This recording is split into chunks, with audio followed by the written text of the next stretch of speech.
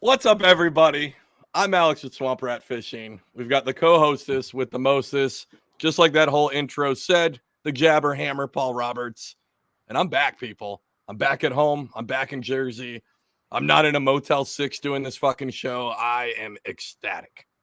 Y'all make sure if you don't look at this on the YouTube, you need to make sure you get an audio visual of this. So at least go watch the first 30 seconds to a minute. Paul, buddy, how you been? Well, not much since you left. I have gained more weight. I have still not caught a lot of fish. And I get the podcast out promptly between 6 o'clock a.m. Friday morning and 2 o'clock p.m. The old and instead of hitting people on their morning drive, Paul's been hitting them on their evening drive home on Sunday when it's supposed to be out on Friday. You know, things like this happen when you have built this empire of Bass and Brews. Things like this happen when you lose 3/4 of the Empress. All right, well, tonight, I'm stoked to be back. Real quick, thanks to everybody for all the nice words, everything while I was gone. But I'm done. Retirement ceremony is in like a week and a half. I won't be leaving anytime soon. So big thanks again to Paul holding down the fort, maintaining. Big props, actually. We just talked about this, but Paul didn't miss a week, and I even gave him an out a couple times. And Paul, you did fantastic hitting that show every single week. So thank you for that. Well, yeah, and I would like to thank the guests that came on and had a good time because we sure enough did that. And, it is what it is. But I'm going to hop on out of here, and you and Keith are going to take this shit over because I'm fucking tired. I'm tired. I'm just kidding. I ain't going nowhere. He ain't going anywhere. But yeah, we're back. I am glad. Go ahead. I said we're back. I am glad to interrupt you again hate you. And sit back and be the handsome man that I'm supposed to be and just wait for you to say dumb shit and talk shit. So, I'm glad to be back just to sit here and act the fool. You're the fucking worst, Paul. Anyways, our guest is not the worst. And if y'all don't know yet, go follow me. He's killing me already. Y'all go follow me on the Ticky Tack at Jabberhammer. I don't put out no good shit. It's pretty stupid, but go follow me because I'll get to 1,000 so I can start doing some lives. Oh, I can't even imagine. We've got to figure out how to like live stream us doing the podcast or the after hours show. Well, we cannot record any after hours shit, but we can set up a GoPro each. And I don't know how that will work. We need to figure out how to do a live stream. I bet there's a way. Ramon, when you listen to this, help us out. That's instantly the guy I was thinking of. I was like, all right, it's out there. Hey, Ramon will figure it out by Saturday. And our guest tonight might be able to know how to help us because he's he's one of the bigger Ticky Tack stars we've had. He is. Keith, how are you, guys? Brother? Good, fellas. How are y'all? Wonderful. I'm excited. Wonderful. I'm ready to do this. I'm ready to have you on the show. It's going to be awesome. Look, he's got the Mandalorian going, so I'm kind of sitting back here in the Death Star, just kind of taking this all in. First time on Bass and Brews. Totally pumped about this shit. I'm excited. I'm a little less excited that there's two Star Wars nerds, obviously, on the show. No, I've never seen Star Wars. I've just heard the Mandalorian and the Death Star. That's it. Never seen it. All right. I'm not a nerd, but y'all know how I like to dress up. And my son had he was the Mandalorian for the Halloweens. And, I saved this face mask for later podcasts that I might be invited upon. I'm back now, Paul. Nobody's going to invite you to any podcast. I'm Daddy's home. Daddy's home. Well, you don't get invited. You just show up and wreck their shit. Show up and win. All right, Keith, let's wait, Paul, how do you do this? I haven't done this forever. So let me do my best, Paul. All right, Keith, so you're on Bass and Brews, and I want to know how you came here to this spot right here, right now. So I ended up in this small, shitty podunk town in North Carolina and got stuck going to have a drink with Paul at some podunk bar with a bunch of bubbles in it. And, here I am. There were a couple of bubettes, too. Were they really though? They were 100% Bubettes. They were yeah, Bubba's, yeah. but Bubettes. Get what I'm saying? I mean, I'm just thankful. I mean, I got hit on after you left from that place. They said that you were like I was the second choice, so I guess that's still kind of a win. You know, if you had a bigger beard, one of them might have took you home. A perfect example of why I kind of trimmed it down a little bit. All right, Keith, how did you how did you get into fishing? How did you get into this whole world where we're at now? Well, I mean, I don't know of a better way to put it than I lost a testicle. So testicular cancer survivor, always fish. I know that's but yeah, testicular cancer survivor. So when COVID happened, I've fished all my life. You know, I'm from Alabama. That you got one of three things you get to do: sleep with your cousin, hunt, or fish. All of my cousins had more chest hair than me, so I was a little put off by that. But no, I've fished all my life, and then in 2020, my wife and I had, I think everybody had a tough year. COVID happened. Couple blessings in disguise. My wife and I got to adopt a 2-year-old who was in a uncomfortable situation for any child. Found out I had testicular cancer. And I said at that point, you know what, I'm going to go back to doing what I like to do in my life, and I'm going to start fishing again. I love it, man. I think this year that I've had the break from fishing, I realized how much how much it means to me to be out there on the water, and just do the whole thing has meant a lot. And it sounds like you found the same thing with that. Yeah, I just had to find me again. I served in the United States Navy. Thank you for all that's listening that have served or have family members that serve. First of all, so I got to serve our great country. And then at 38 years old, and what I felt like was possibly some of the better health conditions in my life, to find out I had testicular cancer was just like for a lack of better words, a swift kick in the nuts. Yeah. So at some point you got to decide you got to start doing you again. And that was that moment. That was that breaking moment that I decided I'm going to start competitively kayak fishing. And it's just kind of been just a whirlwind since then. Were you primarily boat fishing, bank fishing? Did you have kayak fishing experience before that? Like what was that prior experience fishing? I started fishing kind of, I guess you call it competitively, in like 1992 with my dad and some local clubs. He needed a little so it was an opportunity for me to get to spend some time with my dad. But I've always had the saying is I would fish from the Empire State Building in a mud hole if I thought I could catch fish. However, never had been on a kayak. So the first day I was on a kayak, I turned it over like 4 times. And I was like, I'm never doing this shit again, ever, ever. What shitty kayak were you in?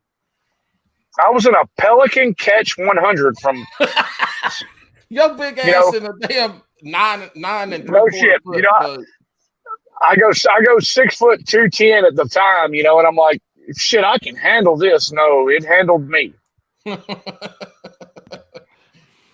What are you in now? Let's get this out of here. I know I've been off the show for a while. I want to get back to some more kayak hate, some more, the real traditions of this show, where I'm going to judge the guests on their brand of kayak. So what are you in right now?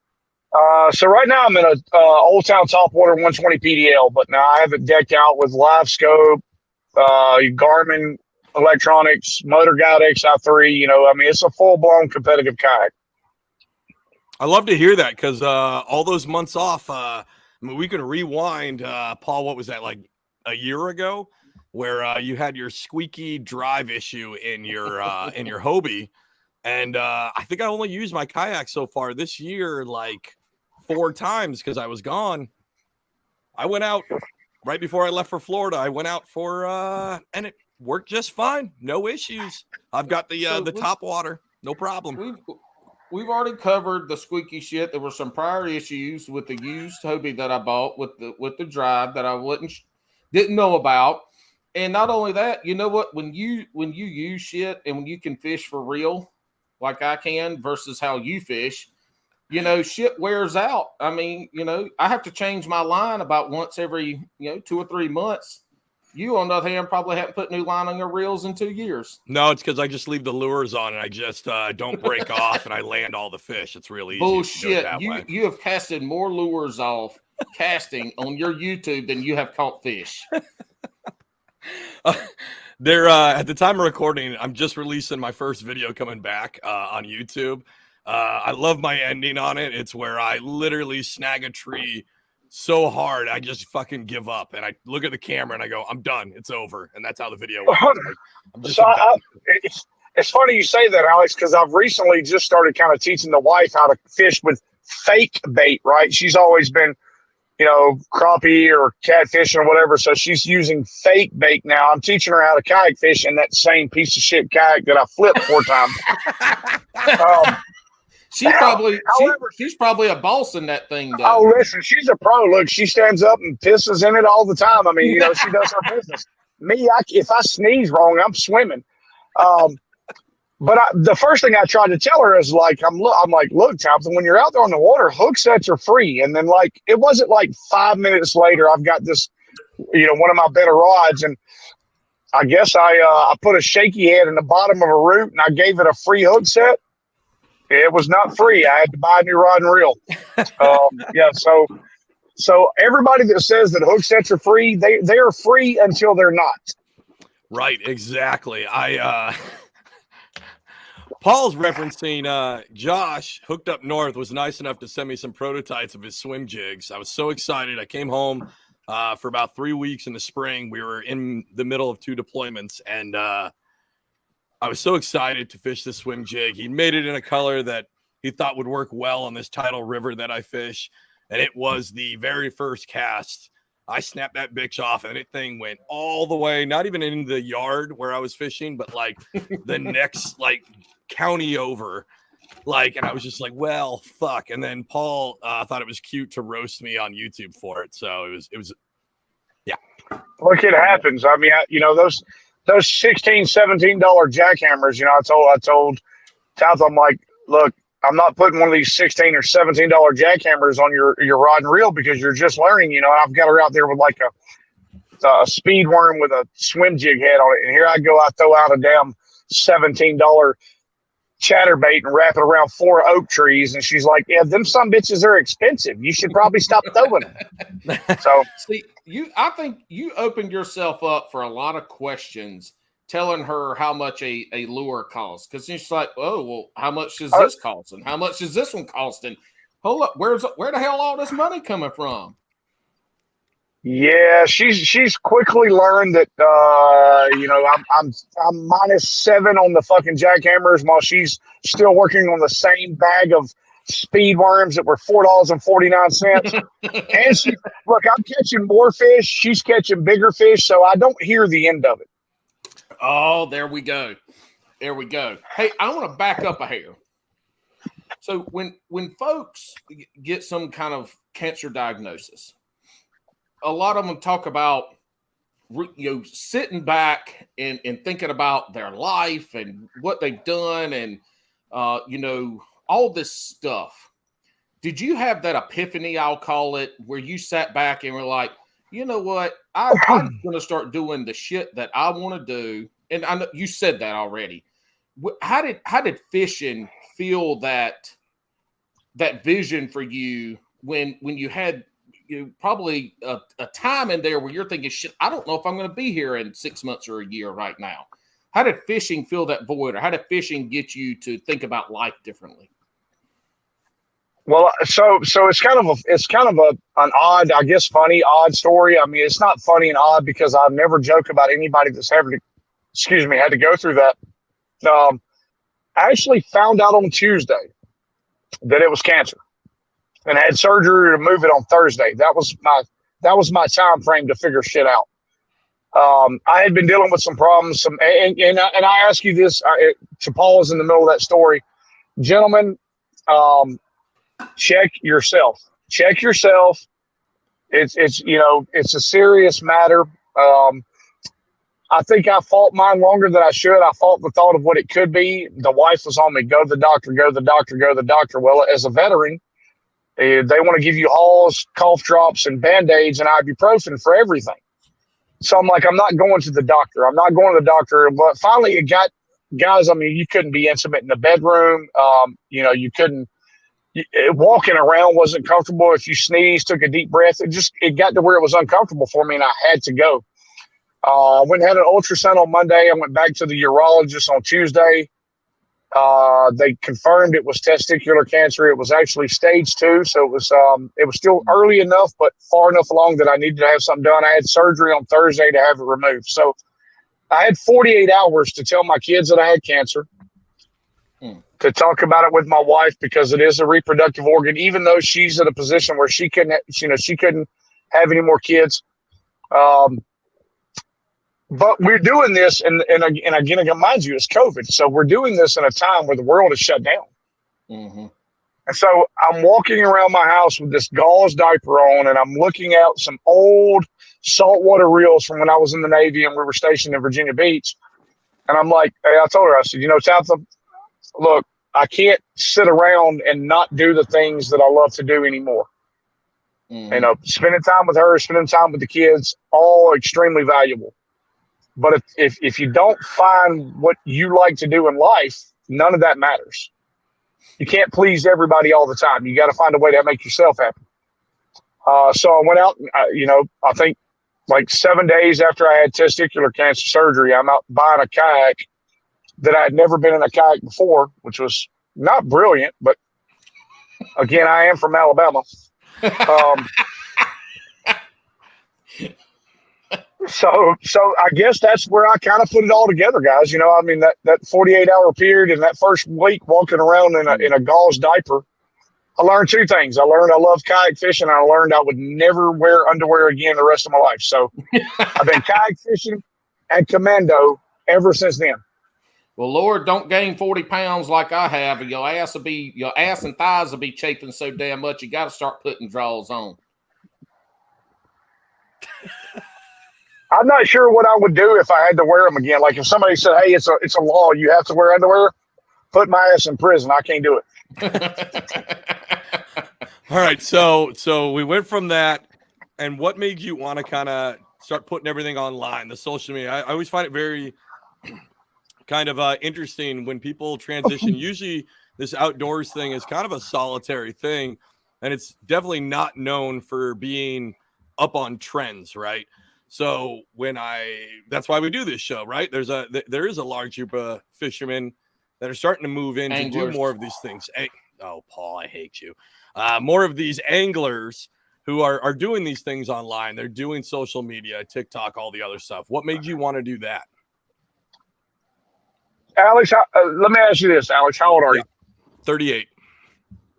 38. Okay, so I'm 40. So we're close. I think we're all three pretty close in age. Let me ask you a question. How many bad days that you've had in front of you have you survived? Plenty, a ton. All of them, because you wouldn't be doing this podcast today. Yeah. So every bad day that you've had in front of you, you've survived. No matter how bad your days were, somebody else has had it worse. Mm-hmm. So you take. I want to grow the sport of kayak fishing, not just kayak fishing, but mainly kayak fishing. I want to grow the sport of kayak fishing and fishing in general for everyone so that they can take, and no matter how bad those days are, enjoy the creation around us. So I show moments of weakness that I have on my social medias. Like when I have a down moment, you can see it. It's there. And that's not me looking for pity. That's letting everybody else know that I'm normal. I have down moments. But then when I have those bright moments where I'm out there in nature and I'm fishing and there's some positivity to it, I'd say 95% of the time I go fishing, it's not even about fishing. So you take it to social media, which is the biggest vocal platform or visual platform in the world. You take it to social media and you let everybody see that no matter how bad their days are, they've survived all of them. If they see my next video, they've survived every bad day they've had to that point. And how can I help brighten your day? Something funny, something comedic, show you my weaknesses, whatever the case may be. I think that's a really strong kind of like path you're running on that. I think that's a very truthful way to put it out there. I think that's pretty fucking cool, man. I think that's pretty fucking cool.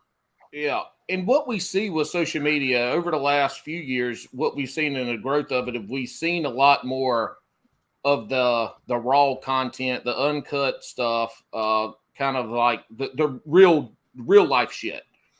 That content has done a lot better from cooking and all this other stuff. And obviously we're all into fishing. We follow a lot of fishing social media content, and you can see a lot more of that content hitting where folks are showing the good, the bad, the ugly, the regular shit of fishing. It's just not a montage of fish catches or big fish or this and that. I like that content. I like that content that is quote unquote real, and where I get to see people getting hung up and you know people losing shit and throwing a rod off their kayak or their boat. No, I like that stuff. I like to see kind of that play out of the day. That is the thing that I've been drawn to. When we were up there fishing y'all for the KFL match, which again, I'm thankful for that because that was an opportunity for me and you to meet, and like you're in North Carolina, I'm in Alabama. Like we don't get to see each other. But you've got my phone number. If you're ever having a bad day, you know how to reach out to me, vice versa. We talk about this podcast. We can talk about whatever. I mean, that's the opportunity that the outdoors brings you because it's so serene. Alex, I heard you mention deployment. What branch are you in? Coast Guard. Coast Guard. Well, first of all, thank you for your service. I was in the Navy, so not much different except I ride real boats and you ride small boats. There we go. One of there us. Hold on. One of us is the longest seagoing service. Thank you very much. And it's not the Navy; it's the Coast Guard. When he paused, I was waiting on him to come with some bullshittery.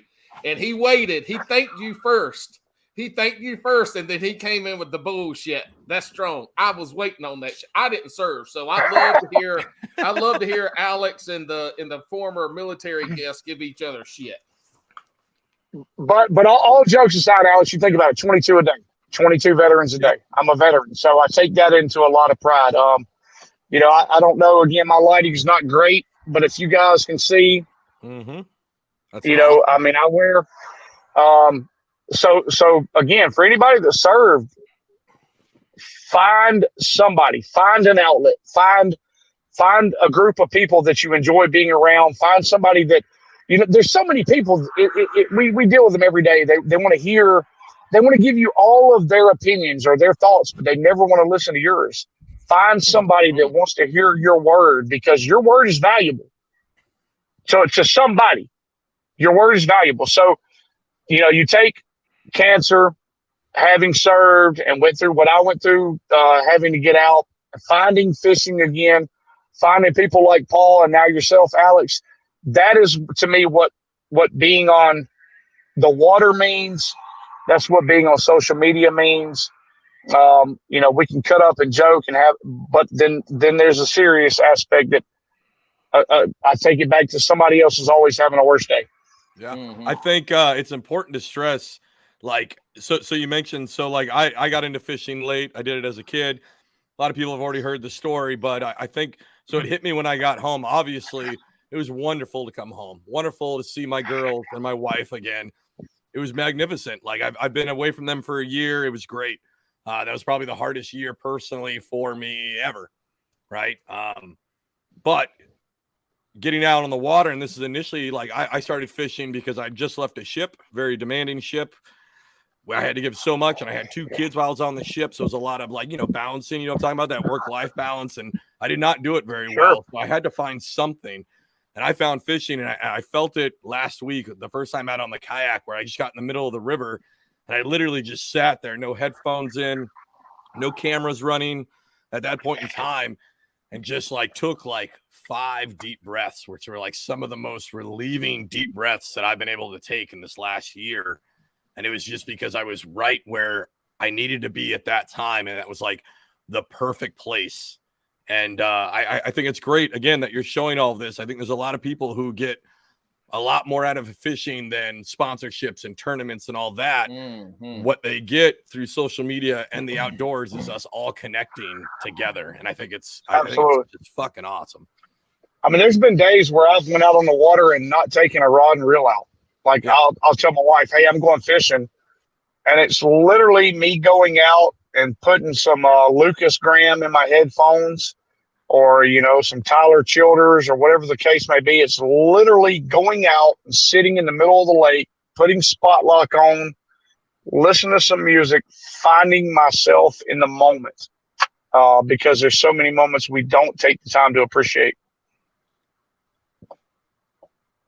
I can't. You more of a man than I am, because I can't go out on the water without taking the damn rod and reel. I don't even like going out on people's boats to go drink and ski and have a good time and just be. Nah, hell no. If I'm going to spend 5 hours on a damn boat, we going fishing or I ain't going. That shit ain't happening.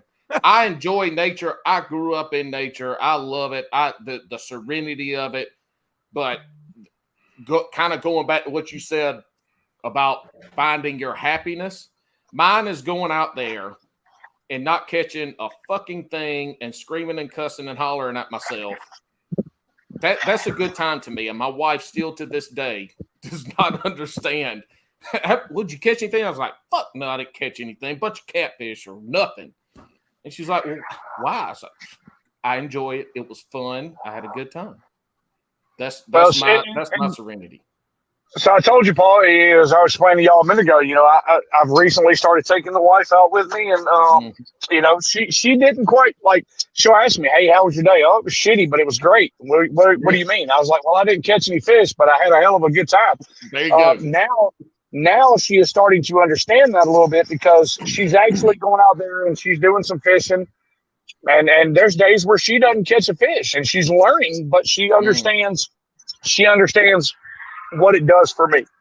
Like she'll go out there and watch me fish. As she's trying to learn, she'll go out and watch me fish and realize that it's not for me. It's not necessarily about me catching fish. Mm-hmm. On the TikTok, you know, we know you through TikTok primarily. You got a little over 16,000 followers on there. What's been your catalyst for growth on that platform? I'll be honest with you.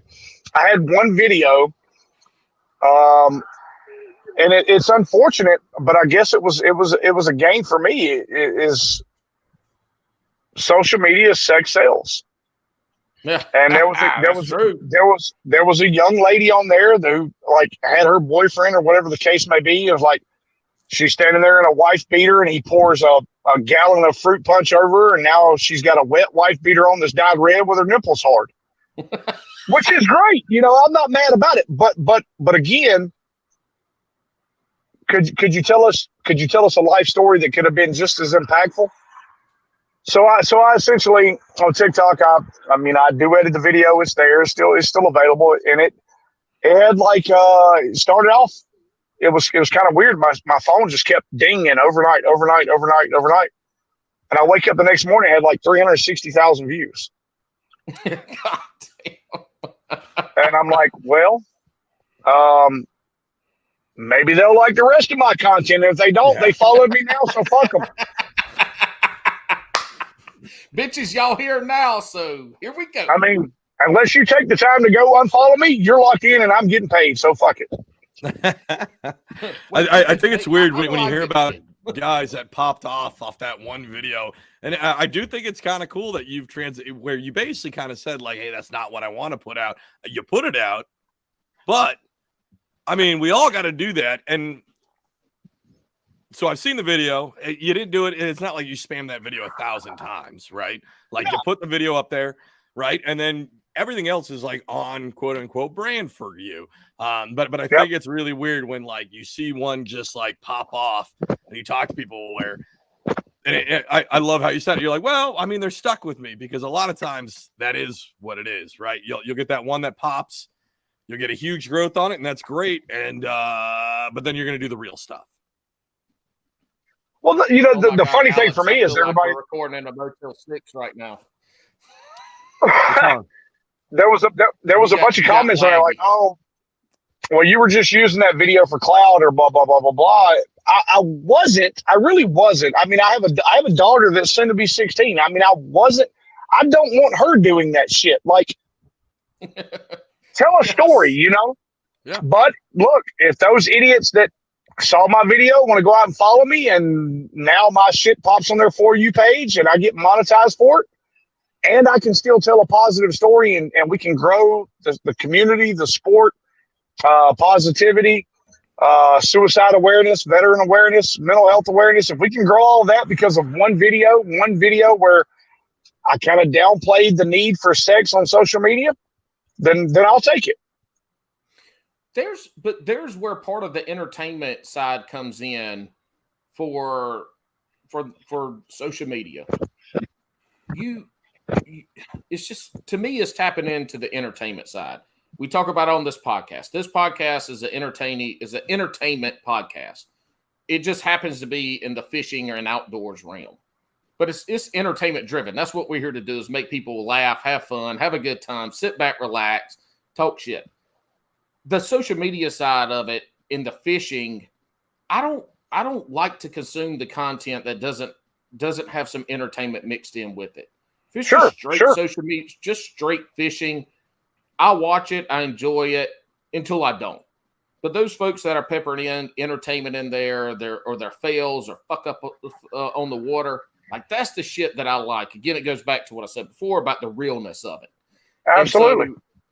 I like that entertainment side, and I think Alex got me into TikTok. He kind of pulled me in, screaming, kicking, beating his head against the wall. I got into it, and I'll tell you, it's been the most enjoyable platform I've been on because of that, because of the entertainment side.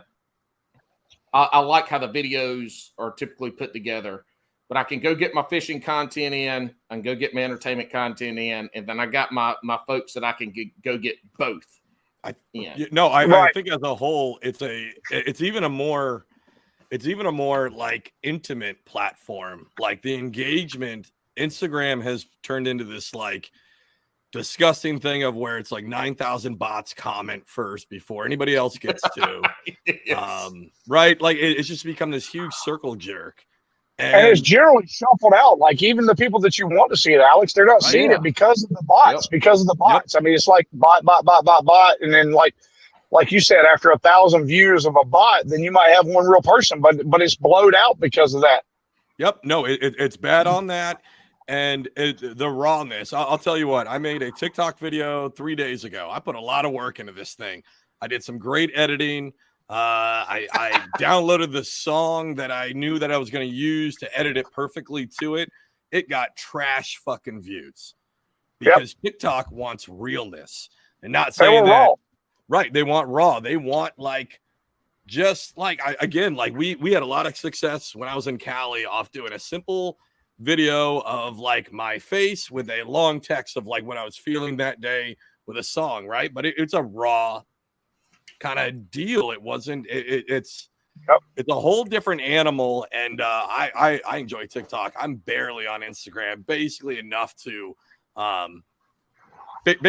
like meet my requirements. Hold on, I got an update from Mandy.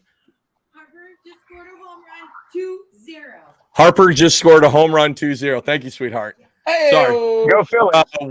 Go Phillies. To hell with them. I'm not a Philly fan, but the hell with anybody that cheats at anything, they can all suck a dick. Exactly. But so I think TikTok is unique in that it's like, especially in the outdoors, like, it's very raw. Like, it's very much like people don't want over stylized. But if you're gonna over stylize, you gotta go way over the top. Drone footage, all this other shit. Hey, I have. Hold on, Keith. Hold on. I got a quick interruption for a PSA.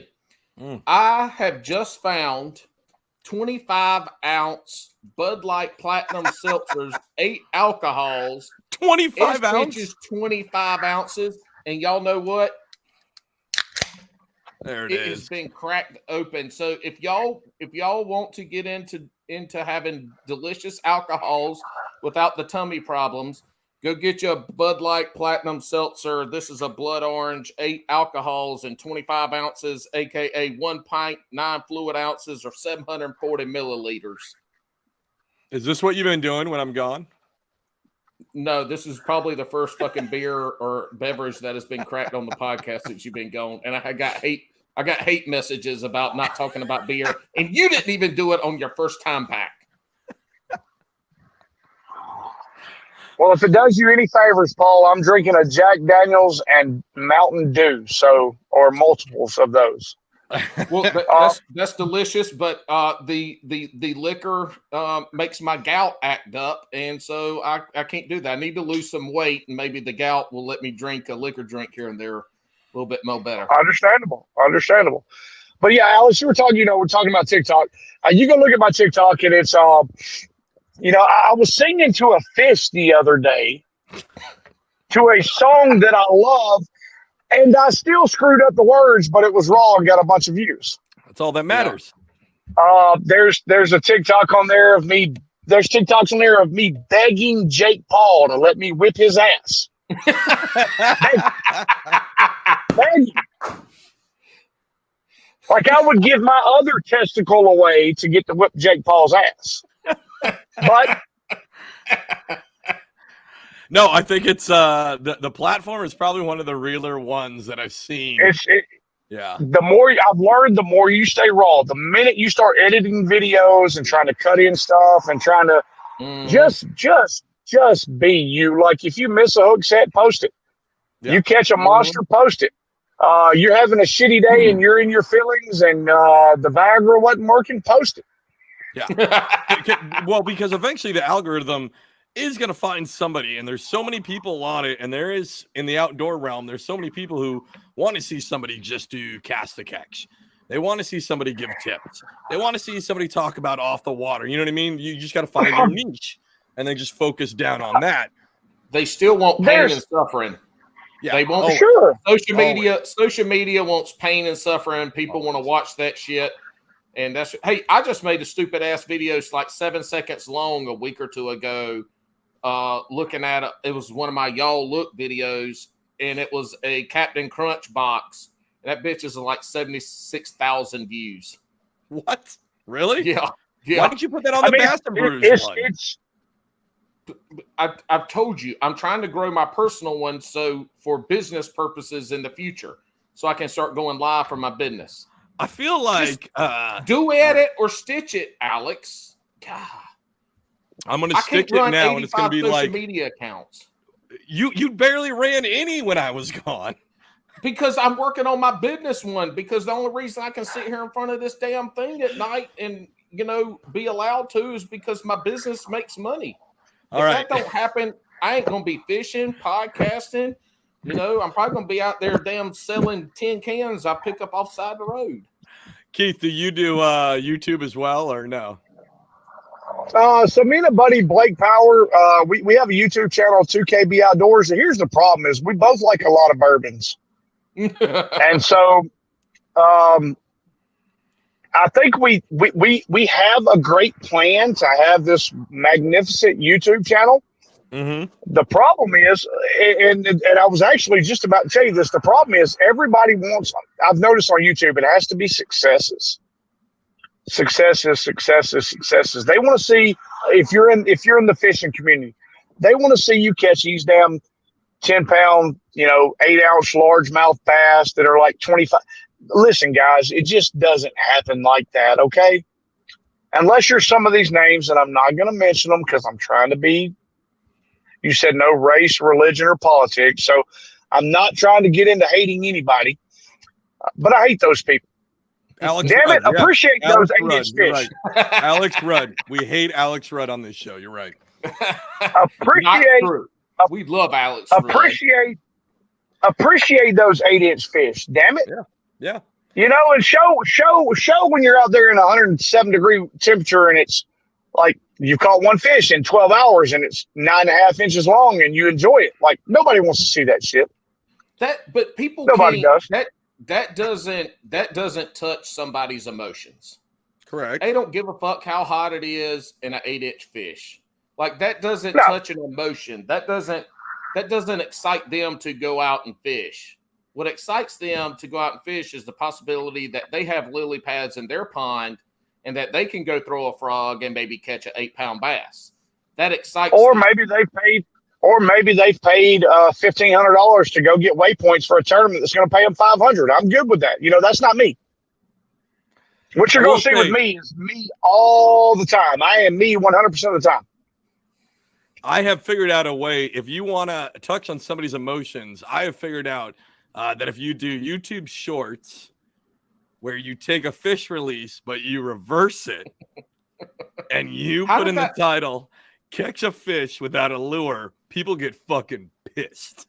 How did this all of a sudden become a big deal? Because y'all been doing those reverse releases for at least a year. So I went back through all my footage, right? I've literally been doing reverse. All right, we're gonna let the cat out of the bag. Here, I'm not a fucking fish wizard. What I do is I reverse the fucking video and I put it out as a joke 2.5 years ago. And I just put a couple on YouTube Shorts. And I put one, and I had this lady, I'm trying to look up the comments. She was fucking mad. She started talking about how I'm not a real wizard.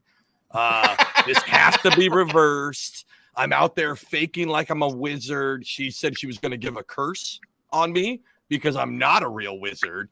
And then 2 days ago, so honestly, being the good social media person that I am, I saw that this got a lot of traction. That short got like 5,000 views in an hour. And I've fucking been releasing them every day since then, new ones. Taste that clout. This guy's from So this guy from Louisiana is just like, you're doing this for attention. You know that, right? And I was like, well, yeah, everybody on YouTube is doing YouTube or even any social media for some kind of attention, right? We don't do it and then keep our account on private and not send it out to everybody. We want people to see these things. We like it when people appreciate our craft or the funny joke we made or whatever it is, right? Like, that's kind of the whole fucking shtick. But this guy was just fucking so mad. And it's one of those cases of we had a talk with the most hated person on the show, Alex Rudd, where he talked about how, like, these people that interact with shitty comments, like, all it does is drive your like stock in the algorithm, right? Like, absolutely. CPMs. Every negative comment is CPMs. Yep. Yeah. But what you get is you get people going back and forth. Yes. Yep. And every time they come, if you guys want to get big on YouTube Shorts, so I've gained like 50 subscribers in 3 days off these stupid fucking videos. I don't know how the long-term strategy on that's going to work right now. I think it's funny because some Russian guy just said, "What are you, the devil? Or is that in reverse, you liar?" I had to hit the translate. So I'll tell you, you asked about my YouTube channel. So my most popular video ever on YouTube got deleted by YouTube for violating community standards. Kind of like, now, I mean, I caught what was 5 ounces short of the state record spotted bass. Okay. 8 pounds, 10 ounces was what I caught. 8:15 is the state record for a spot. And I'm ecstatic. It's like a full video. And I hold this giant spotted bass up and I kiss it. And then full video, I kiss it, I release it, and I'm thankful for it. Well, again, we're chasing those clicks, right? So the title was "New PB, Does Your Wife Like to Be Kissed Like This?"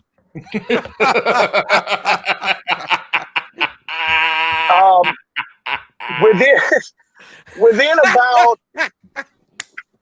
about 30 or 45 minutes, it had like, I don't know, 1,800, 1,900 views, and there were some 70 comments on it. And this one guy kept commenting, "Leave my wife out of this." And I just kept I was like, what the fuck, dude? This is, I mean, really, guy? I mean, we're talking 5 ounces. If I put it, it was close enough. I probably should have put it on an official scale.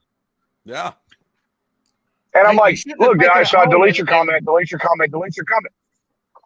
Finally, he comments, and I was tired of my phone going off, and I was like, well, look, dude, ask your wife to watch the video and ask her if she would like me to come kiss her like this. That's what gotcha. That's the one that gotcha. Yeah, I got it. It got deleted like, I don't know, some 18 or 19,000 views within a 24-hour period, and it got deleted for bullying. Nice. Hey, you should have just took that bitch home, filleted it, fried it up, and ate it. It'd have been viral. State record in a fish taco. Yeah. Second then PETA would have owned my ass. But I think it's really funny, like the people. So far this conversation, we've been talking about real stuff, right? And I think it's funny when there's obviously there's a place in all of it, and you've got a great spot in it. Again, everybody go follow him on TikTok. But like this real rawness to it, right? But sometimes it's okay to be fucking silly too. Like sometimes we don't have to take everything so serious. And then what happens is we get these fun police show up in their fucking SWAT cars and just kill all of it. Like it's not even the fun police. It's the fun National Guard. They show up. What I call it, Alex, is the morale suppression team. So like every commissioned officer, I got you. Yep. No, yeah, I just like, I don't know, it really hit me on this, but then you're talking about like you were having a good time, like, but you had a serious side on another platform, which you should get back into YouTube. If I tell everybody, you got to be multifaceted, right? Not that I'm an expert. Ramon tells me that you should be multifaceted, but you should be multifaceted, right? And it's good to have different content on different platforms because that makes the whole Matt Pangrac hub wheel method. Hub spoke wheel. Sure.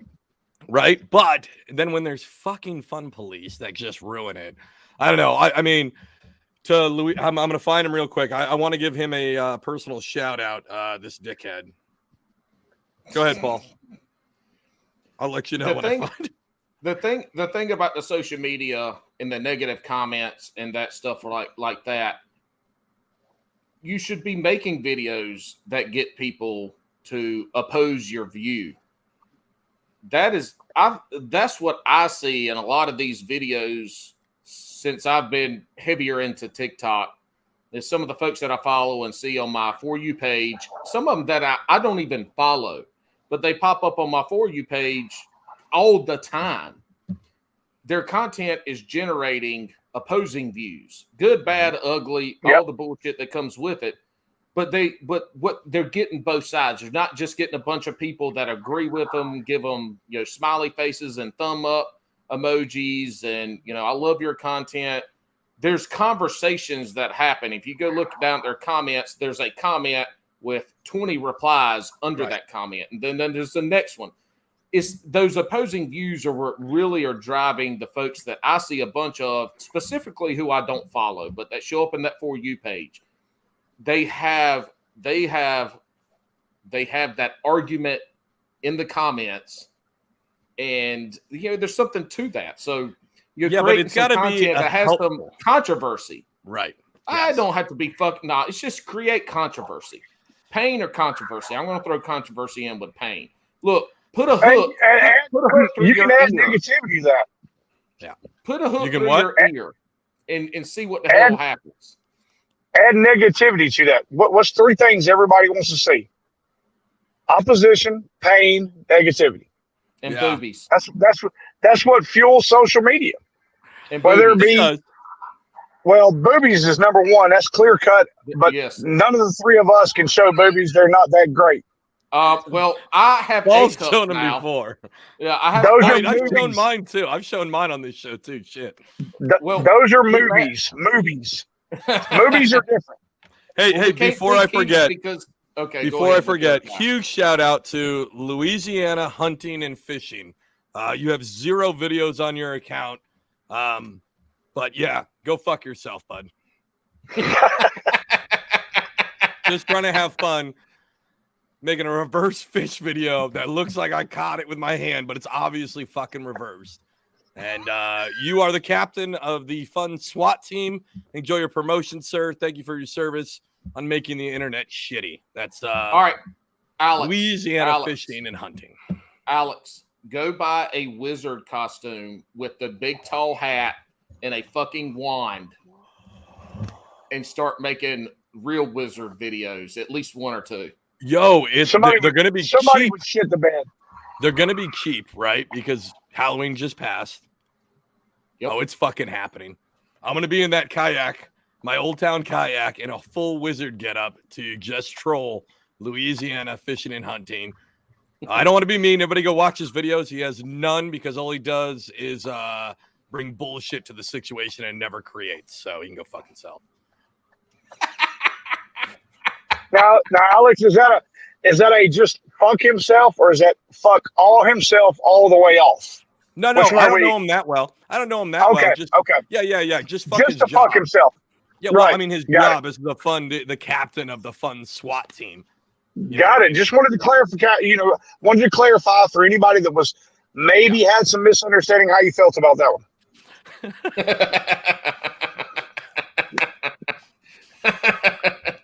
All right, man. Let's get into. All right, so you're fishing out of the kayak. What would you say your strengths are in the kayak fishing wise? Getting a tan, dude. Best shit. Ever. No, ever. So my strengths are I'm a finesse fisherman. So like everything is. Also being in the Navy, I'm a 2D sonar freak. I find fish on sonar that most people think are like grass or rocks. Were you an catching? I was an electronics technician. So, but I was dual qualified. So I was an ET. I was a comms tech by trade, but I was a sonar in secondary. Gotcha. So I got to spend a lot of time in the bubble with sonar techs and learn a lot about 2D sonar and graphing and stuff like that. So that is my niche. Now I find fish and I can put them on a pattern. But this year apparently I've learned that finding those fish is not a good thing for me because I have not caught very many of said fish. Are you finesse? What's your top three as a finesse guy? And so it's important what you say because I think a lot of kayak guys, no matter what, we're finesse guys one way or another because there's no way we can cover the amount of water a full boat's going to do.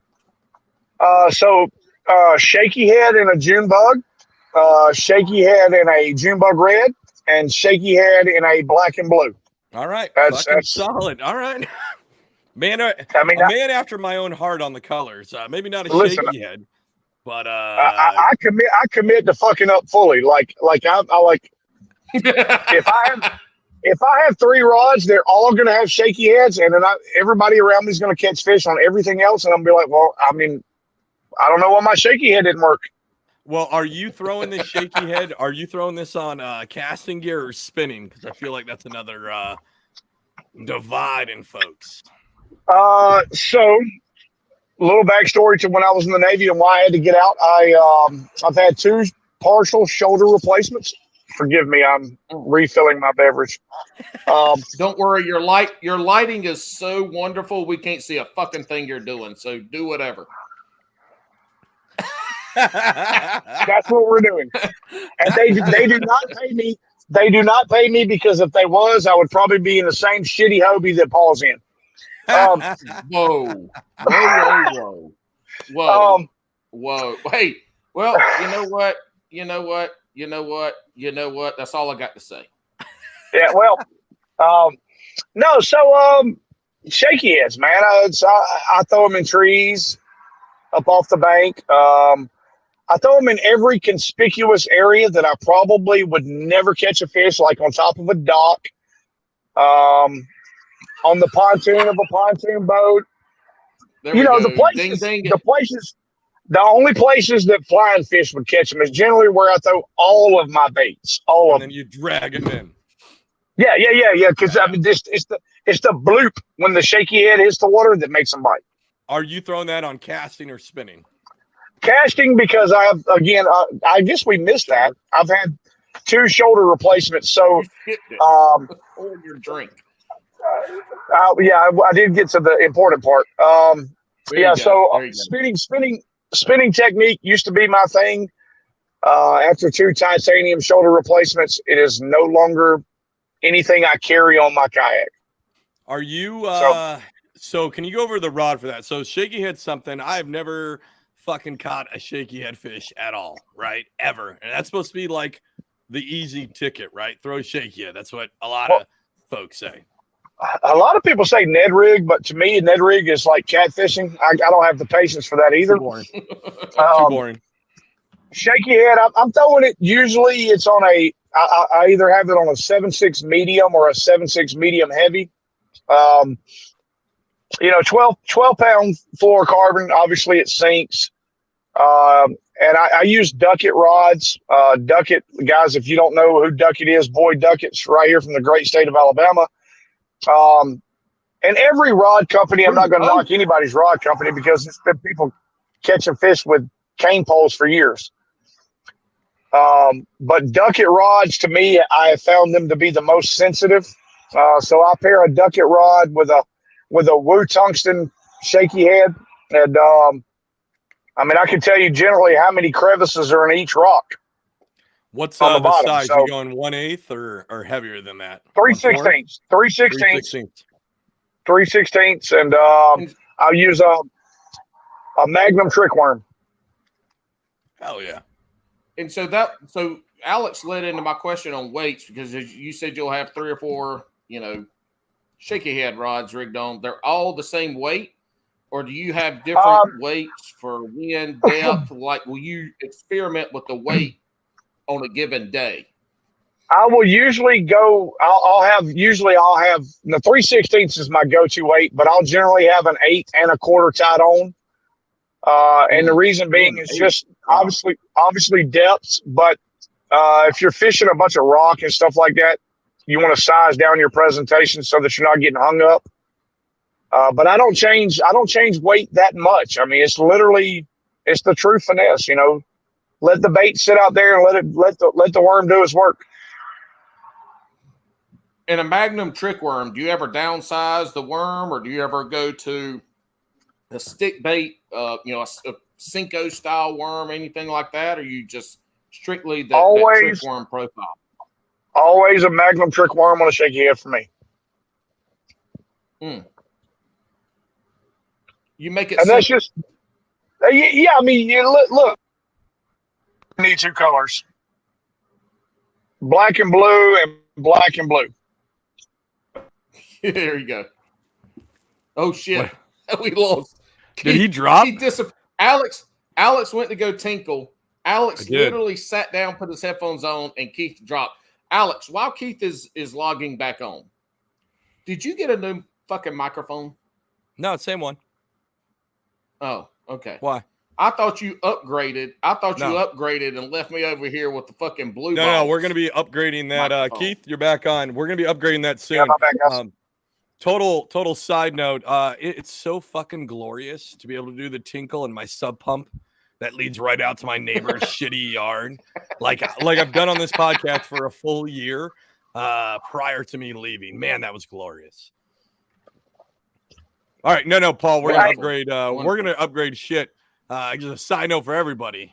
We've been rolling in the huge ad revenue money that we get when you guys go buy t-shirts, and you should go over to the website, go buy some t-shirts. But we are going to be doing both me and Paul.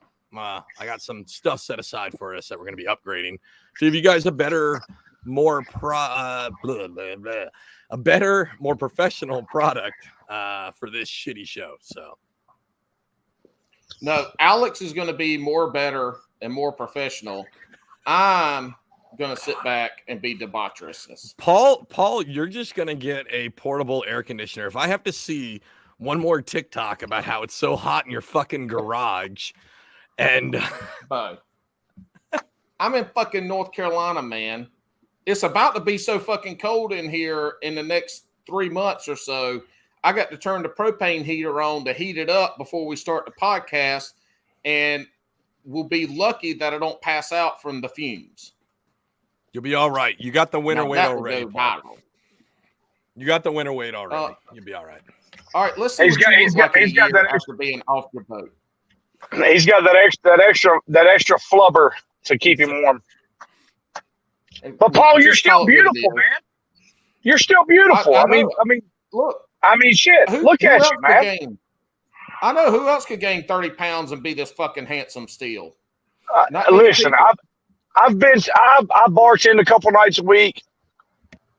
I've been into a lot of bars. I can honestly say that I've only ever been hit on in one bar following a dude that got hit on but was gone.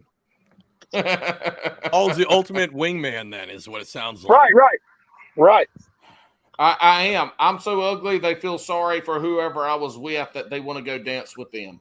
Listen, if you guys want to support the show, here's what we do. We're going to set up, we're going to restart the Patreon, but the upgrades will be Paul will go out with you and be your wingman for $10 a month. He'll go out with you twice in a month. Dude, that is a cheap fee, too. That's Alex's fee. You got to pay Alex $10 because I'm way more fucking expensive than that. I'm the worst wingman. I don't want to be a wingman. Look, I'm telling you, at 9:30 at night, the kids, I go to bed before the kids on most nights. This ain't no damn lie. I go to bed early as hell. I mean, I stay up late as hell for this podcast, but look, it's a one-night thing. Night a week thing. This all I can fucking handle, but I don't want to do. I got to get up and run a business every morning. I can't be all fucking hungover and feeling like shit and having the beer doo-doos. Keith, you might be able to to relate to this here. So, since I've been back home, right?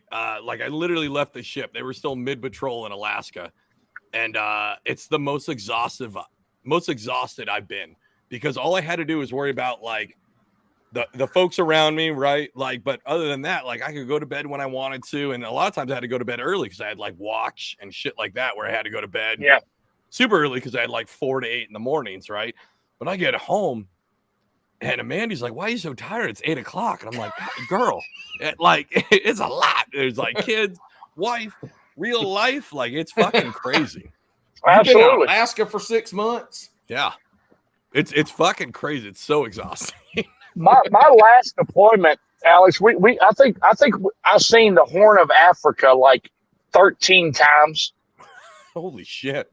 That's gnarly. I mean, it was miserable. Like a 9-month deployment, and we only circled Africa. Yeah. I scheduled my shits around the Straits of Gibraltar and the Horn of Africa. That was it. Yeah.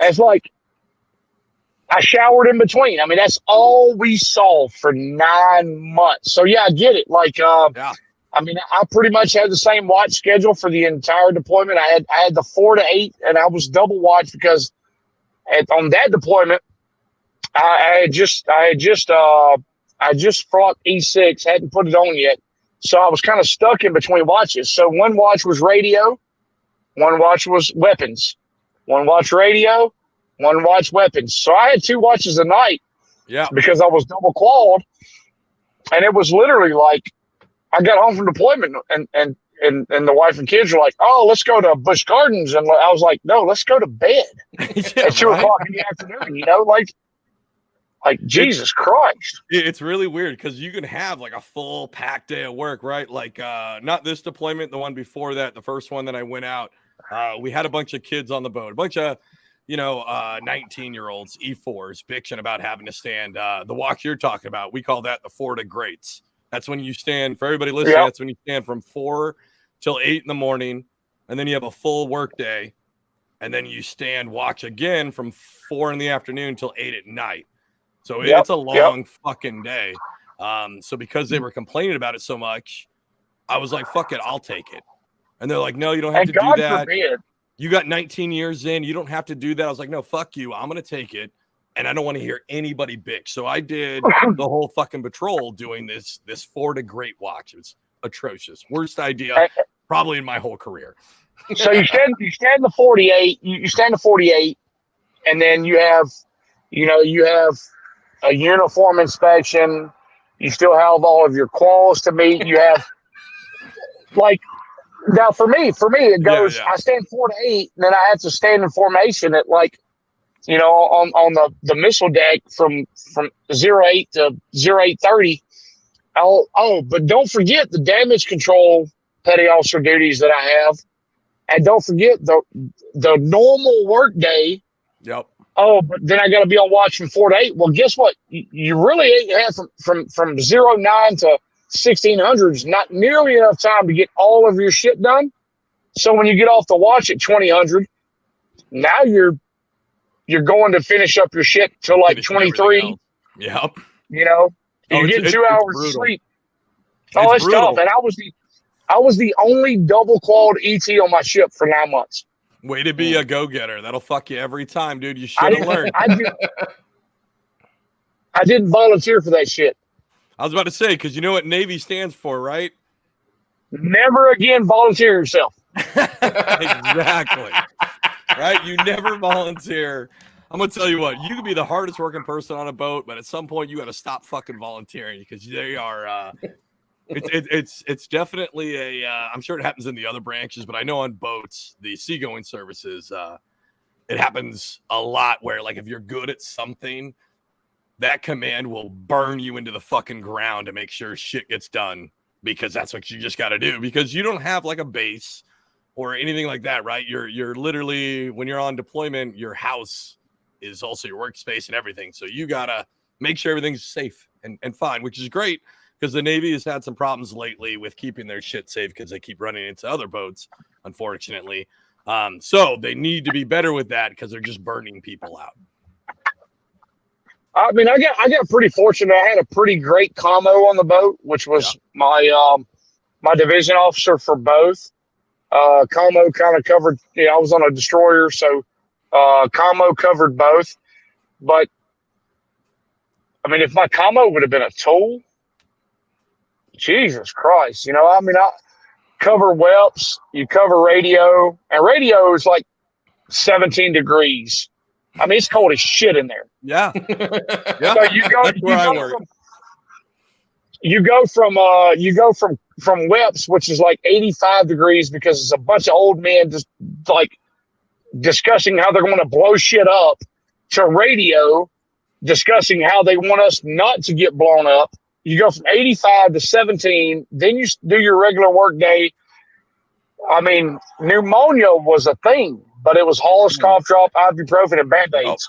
No, the last patrol. So I was, I guess still am. I don't retire quite yet, but I was OS in the Coast Guard. So I constantly sat in that cold CIC consistently, and we don't have we don't have the split of radio and combat people in the Coast Guard. So as an OS, you're a weapons and a comm, kind of what you're saying. Operations specialist.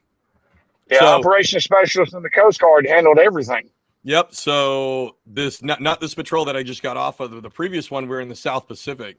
So I'd be out like smoking a cigarette on the fantail with like a full fur coat, everything, and it's fucking 100 degrees out because it's 40 degrees in CIC the whole fucking time. No shit. Yeah, it fucking sucks. And the bad thing, Alex, is I had red phone duties. Again, I'm the only person on the boat. And so okay, I was a TS1 comms tech. Mm-hmm. But I was also sonar because I was on a destroyer, so I had both calls. But I had red phone duties. God forbid the captain wake up at 3:00 in the morning and change heading, decide an anchor point. I had to be right there. It don't make a shit if I worked 17 hours the night before. He wakes up at 02 and he wants to change heading. I have to stand right there by the red phone in case it messes up. Yeah, thank God, because our boats are a little smaller, a lot less people. We didn't have to deal with the bureaucracy of that shit. Like, so red phone stuff, like our normal watch would handle that. Like, we didn't have to pull a person for that. Yeah, that was me. That was this guy. Fuck my life. And our captain's dog hated him. Like man's best friend didn't exist for him. His dog hated him.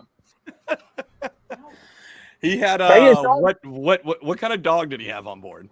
Here it was like a labradoodle. But look, we'd pull in the port, or we would have something. He'd bring his dog up, and look at there, look at that baby, look at that baby.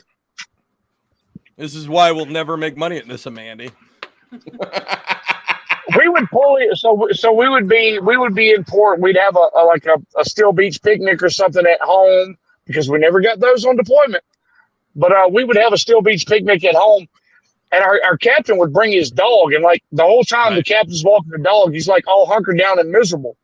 And the moment that, like, I don't know, the CMC or one of us division petty officers would play with the dog, fucking fruitful, full of life.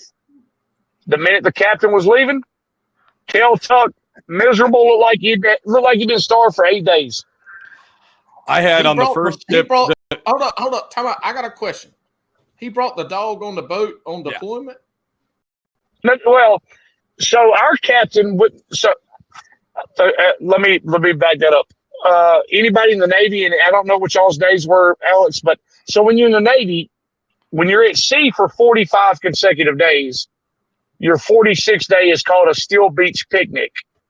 And it's supposed to be everybody gets a beer, they do a barbecue on the missile deck or whatever the case may be. Our captain on the 44th day would pull into port and make it a working port. What a dick. So we were never at sea for 45 consecutive days to get our Steel Beach picnic. Shit. He would wait until we were back in Norfolk, moored, not on underway, not on deployment, and he would call a Steel Beach picnic on like our day off and require everybody to be there. Force morale. What's funny and bring his dog. The first ship I was ever on, this is in 2003, is a 210-foot small boat compared to what you were on, Keith. But it was a 210-foot medium endurance cutter, right? We had this captain. He was an old school guy. He'd already been in 32 years at this point, and he was on his way out. But he had this fucking cat, and this cat he'd bring underway with us. So we'd be out, and it's a small boat, and we were that boat was stationed out of Oregon. So we'd sit off the coast of Oregon and do like SAR patrol, search and rescue patrol. So we'd sit in like turn boxes. Yep, turn boxes, but in consistent like 25 to 30-foot seas in a very small boat with this fucking cat. And I was a non-rate. I was an E3 at this time. I hadn't gone to school yet. And I'm sitting there, working the helm, doing the thing. And this fucking cat would come up and like scratch at the back of your legs. I had kicked this cat so many fucking times because this thing would just come up and scratch the shit out of you. No, this thing was mean. But you'd stand your 4-hour watch, and then when you're done, it was your job to go over, and then you had to go clean up the litter box because this cat just lived on the bridge the whole fucking time. I hated this fucking cat. Like, that was an older, we call it the old guard, because that guy, I think he passed, unfortunately, but that guy was an old school dude. Like, he would smoke cigarettes, like, on the bridge. No shits given. Sundays were for Irish coffees. Like, this guy was out of control. He was a great dude, but his cat sucked. And it's terrible. It's terrible sometimes what the junior enlisted go through. Like some of the side duties you get tasked with, you're like, what in the fuck? Yeah, it's so yeah, there's a lot of shitty duties. I do feel bad for him, but then the other shitty duty. But then the other side of it is like those jobs got to get done, and I'm fucking me. Yeah. I left the boat as a 20-year E6 about ready to retire. There's fucking no way I'm doing that goddamn job. So like somebody's got to eat it at some point. But yeah, there are some things where you're like, holy fuck.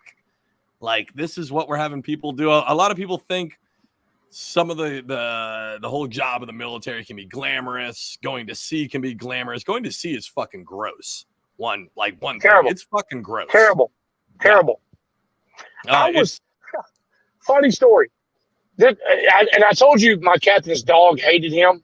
That doesn't put into words everything. So he had us pull out one time, and I was anchored in Virginia Beach. Now, stationed in Norfolk, we anchored out in Virginia Beach. I could see my townhouse. My wife was standing on the porch of our townhouse, doing her phone like this with the light, and I could see her. And we literally did nothing for 6 days, but we were underway to get credit for the ship. Got to get that time in. You got to get the time out. That's I will say the Coast Guard was great to me. I don't regret anything. I don't regret any of my 20 years. I am very excited to move past my military service. I'm excited to not be in. I'd still be serving if I could. So for all those that are still serving, thank you very much. I would still be doing it if I could. So is Amanda going to get you a job at the post office? No, they work too fucking much, man. And Mandy does her route's 14 miles of walking a day. I was like, absolutely fucking not. I'm trying to figure out, here's the goal. I got to figure out 6 figures, 40 hours a week, but I only actually work 10. So if anybody listening, start selling pee pics. OnlyFans. Pee pics. Listen. OnlyFans. No, that's no, she's not. We kind of talked about it maybe, but I don't think that's I don't know what I'm gonna do, to be honest. Look, OnlyFans, your voice, my boobs, your toes. There you go. Can't lose. Done. It's the dude trifecta there. We will get Ramon to make everything work picture wise. Nobody will ever know. There was a comment 2 weeks ago. It popped up when I finally got back to the world, right? But what are we calling Tori now? The Bass and Brews librarian or historian? Which one is it? Historian, where there was an argument between her and Ramon on what YouTube channel we shout out the most. But there was a little YouTube argument going on about who was right and who was wrong, whether it was Catfish Kayak or Ramon's channel. I think they're about 50-50. They might be. But also, Tori started calling it the Babcast, and I'm not okay with that bullshit. Oh, you don't like the Babcast? Yo, we got places to go. People got things to do. They got to shorten it up, Paul. Well, I mean, it is short, except when I say Bass and Brews because of the elongated vowels. I mean, it's short. You just have to listen to it quicker. All right. Well. Hold up. Where are you going? What? Where are you going? Nothing. We're going to move to shotgun round. No, not yet. I got other questions. Okay. We have skipped. We have not touched on his competitive kayak fishing and the Oh, Lord. He obviously doesn't want to talk about it. He doesn't want to talk about his competitive. He dropped. I mean, what is he? He got a phone call. That's the problem. He got a phone call or text. And it cuts it off. He'll be back. There you go. He's back. There he is. Alex, stop it. I'm in charge still. That's not me doing that. That's him dropping himself out of the stream. All right. So one of the things, Keith is an avid competitive kayak angler. He talks about being on the water and the serenity and this and that, but he also is a very competitive kayak angler. Keith, what made you want to just not fish from the kayak, but get into the competitive side of it? Oh, well, I mean, listen, who doesn't want to be the best at anything you do? Alex. He does not like the competitive kayak fish. I don't. So, Alex. Yeah. Hey, mute yourself. Nobody wants to hear you pee, Paul. I found it comforting to know that I still had that competitive side. Okay. While also doing something that I just enjoy doing. So, I mean, why not do both? Why not have the best of both worlds? No, I get that. For me, I did a couple like those monthly KBF deals, right? Like the Sure. Yep. And I always felt like like for me, so like when I go out and fish, I film the whole time, right? So I'm doing a lot of filming to make those shitty YouTube videos nobody watches but me, and I don't give a shit. I just like doing that. Hey, I give you a thumbs up. I play 1 minute and then I fast forward through the rest. Sure. Yeah, and that's fine. I like doing the editing and all that shit. So I'm when gonna I start tried sending to you do mine to edit mine if you like. I've already editing told that you much. I'm back home now. You send them We're over. doing bud. that shit. You're getting all 16 gigs of fishing shit per day I go. 16 gigs. So the latest video just behind the scenes was 160 gigs because it's 2 camera views plus the external audio. Like 16 gigs, no problem, Bo. I got you. Good. Then great. You make my shit famous. But no, I like doing that side. So I felt like with the competitive, it got in the way of the creative, But I guess. all right, so let me ask you this, Alex, and this will kind of answer Paul's question and maybe help you solve yours a little bit. Is everybody, if you've ever played a team sport in your life or any kind of sport, whether it be individual, I mean, I've bowled competitively. I'm a competitive billiards player. I played, 4 sports through high school. If you have that competitive gene in you, having it on film is that much better. And here's why: is because people are going to get to see the highs and lows, the ebbs and the flows, your goods and your bads. And a lot of people use that as an educational tool. A lot of people use it as an entertainment tool. They want to see your failures. Some people want to see your successes, but the adrenaline rush, I mean, just knowing, like, if you're out there fishing competitively and you're down to the last 20 minutes of your competition time, that next hook set could be the one. Mm-hmm. And it's always chasing that adrenaline rush. It's always chasing. Yes, that's it. It's that adrenaline, that endorphin rush you get, that shaking. Like, I mean, you catch a big fish in a tournament. To me, I get excited. I catch a big fish. It's way different. It's way different, though. Yes. And you got to catch it. You got to hook it. You got to get it to the boat. You see it. You got to get it in the boat. And then in the kayak world, you got to measure that floppy ass, slimy motherfucker on the board. Like, there's a lot of anxiety that comes about that is sure. That to me, when I put that fish back in the water after I've taken 76 pictures and I got to find the good one out of them and put it back in the water, it is a relief, but it's also, I'm still shaking. Like, I mean, I say it all the time when I catch a big fish, like once every 2 or 3 years, I say it and I get that shaking. I've caught bigger fish than Alex has if he combined all his in one year. But anyway, it doesn't matter. One thing I got out of this is we got competitive bowling, competitive billiards, and competitive. I should have that this year, I think. And competitive fishing. We'll talk about that. So what I hear is y'all don't be fucking betting Keith Lamberth, because this man is competitive in the 3 things that motherfuckers will take your money in the blink of an eye. Let me explain something to you. I play video games with my kids. I beat the shit out of them and laugh at them and talk shit while I'm doing it. I like winning. I love to win. Yeah. But I hate losing much more. Yeah. Now, to flip that, and this is something that everybody needs to start kind of taking into it. I've never lost at anything in my life.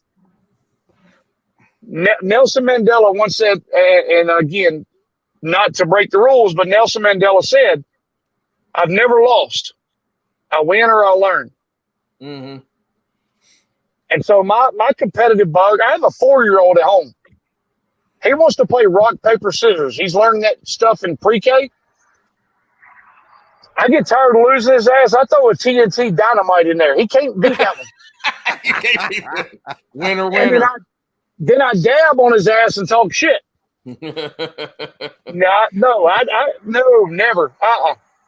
Well, that's just the competitive nature. My thing with fishing is I love to fish tournaments.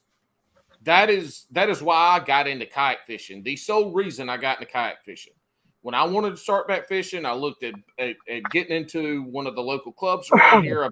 The good ones, at least that I found at the time, did not allow non-boaters because non-boaters are a pain in the ass and a lot of times can be pieces of shits.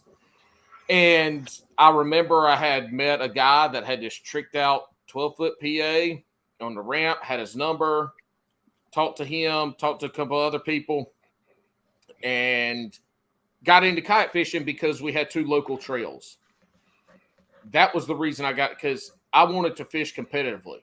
But I don't give a shit about trophies. I don't give a shit about the giveaways at the weigh-in. I do not care. I want to go fish tournaments to win money. I would rather have a $5 extra payout than getting some kind of trophy or award at the end. I want to fish for money. Absolutely. That is my whole mindset with it on the competitive side. And next year, I've got some buddies that I've met over the last couple of years that do some of the local team trails that I'm hoping to maybe fish with. But again, I want to go fish those boat tournaments to win money. I mean, that is the goal of me going out there. That is what drives me. That's what excites me. That's what gets me going. I don't give a shit about any of the other stuff. I want to go out there and I want to win and win money. It's that simple for me. And you know what? People are like, oh, you know, whatever, that's a bad blah, blah. Whatever the fuck they might say. I don't know.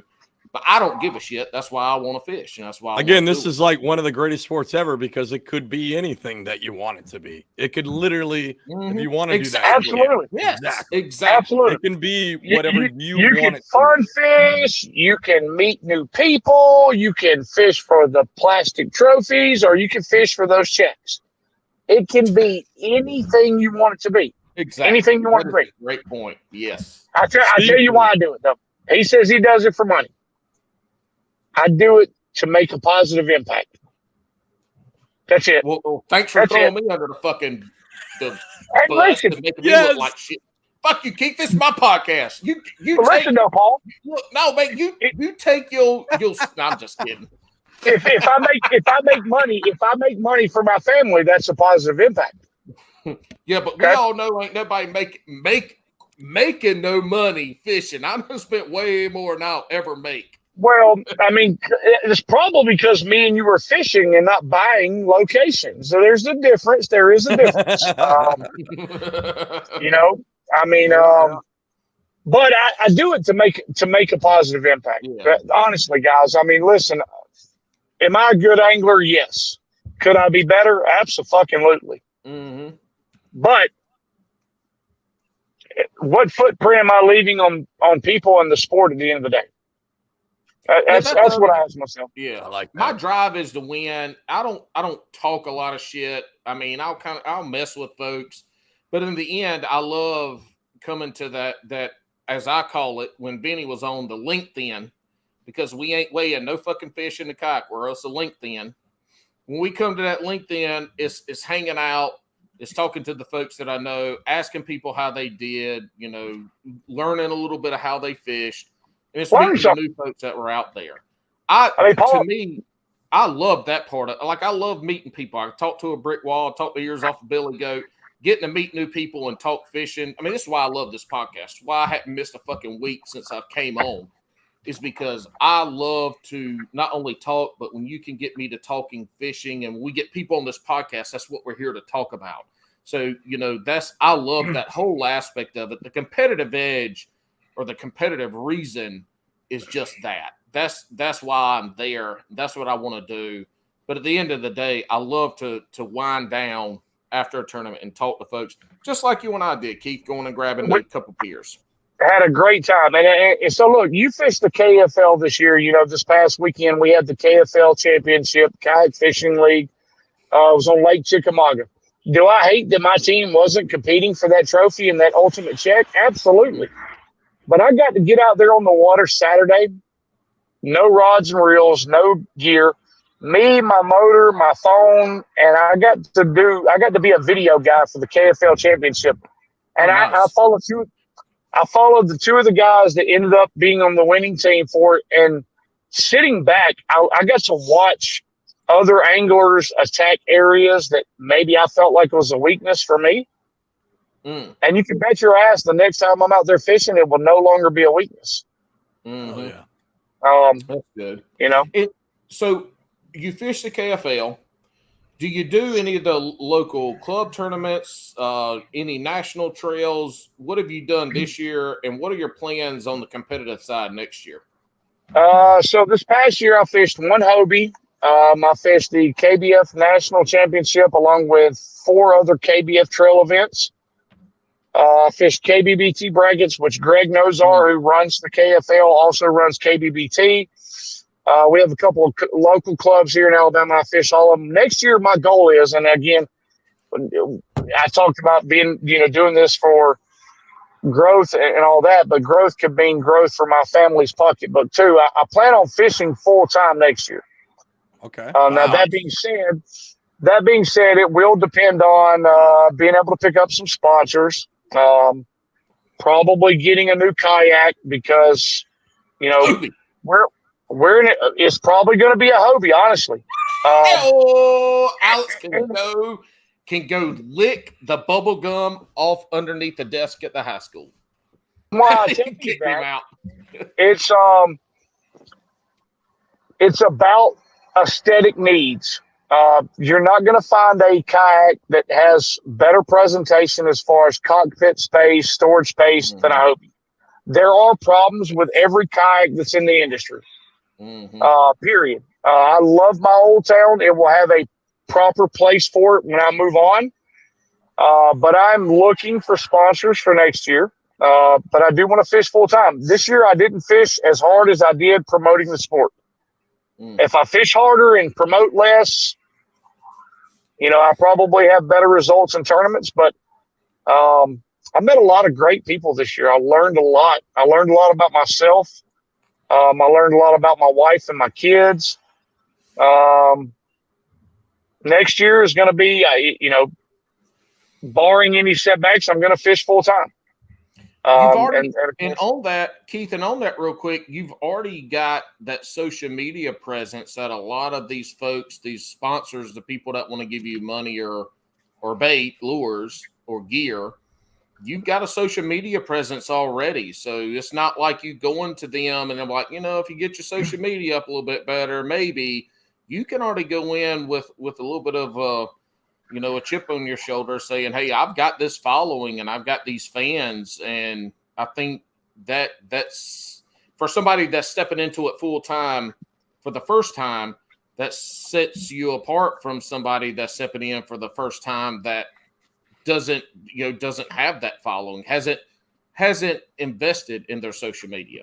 It's easy to have that thought because social media, it's the old saying is perception is reality. So social media perception is, oh, you have this following, but in reality, do I? And I have to remind myself of that. Sure, I've got X amount of followers on TikTok or Facebook, Instagram, whatever the case may be, but we live in and it's a shitty thing. We live in such a result-oriented world where if you're not going out there, look, I may not go cash a check in every tournament I fish, but you're not going to find anybody that's more loyal or more committed to my sponsors than me. You're not going to find anybody that works harder, first of all, for my family. Second of all, for the people that I represent. And I would probably put me 4th or 5th on the list of people that I work hard for. So here's the thing, though. You talk about 10 years ago, it was all about winning. In fishing and sponsorship, it was all about winning. Now, that's not the case. You can get the product and the money and not be competitive. Now, being competitive and good in the social media realm, as we've seen with a bunch of other anglers, that puts you in a different tier. But,